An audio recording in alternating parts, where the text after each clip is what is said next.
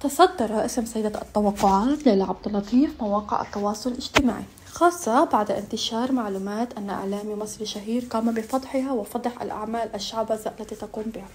وفي التفاصيل نشرت صفحة شربليتا الصفحة المتخصصة بالأخبار الفنية مقطع فيديو لإعلامي مصري شهير يقول أن هناك إحدى سيدة التوقعات قامت أعمال شعوذة لرجل إماراتي وهو صاحب أعمال كبيرة لكي يسترجع زوجته، لكنه لم يذكر اسم ليلى عبد اللطيف، ولكن التوقعات جاءت على الشكل التالي: إذ قال البعض أكيد ليلى عبد اللطيف، في غير ليلى يا لطيف من أم السحورة، ما هي معروفة بتستعمل السحر واضحة وتقولك إن عندها إلهام إيه، حتى سرقت معلومات من صاحب توقعات الان أشعر بكذا مقابلة. قال لي يا ليلى عبد اللطيف مين فرع عنك؟ قالت له ما لقيت حدا يردني. طب يعني والله شي غريب، معقول إنسان طبيعي بيعلم بالغيب بدا رب العالمين؟ كيف الناس بتصدق؟ ما هو الناس يلي بتصدق الدجل هي عم تسمح له يصيروا أغنياء والعالم كلها عم تدفع.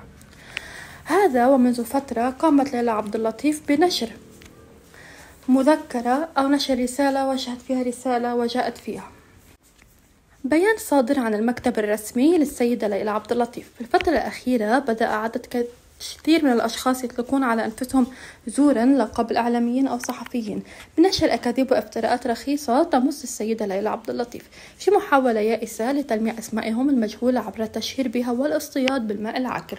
إن هؤلاء الذين يعيشون على فتاة الشهرة وعلى أضواء زائفة ظنا منهم أن التهجم على اسم كبير ومحترم سيجعلهم مرئيين، لا يدركون أن ليلى عبد اللطيف لا تقاس بهم ولا تقارن بمستواهم المنحط إعلاميا وأخلاقيا. ليلى عبد اللطيف ستبقى كما كانت دائما، صوتا نادرا واسما حقيقيا ورمزا للصدق في عالم امتلأ بالزيف.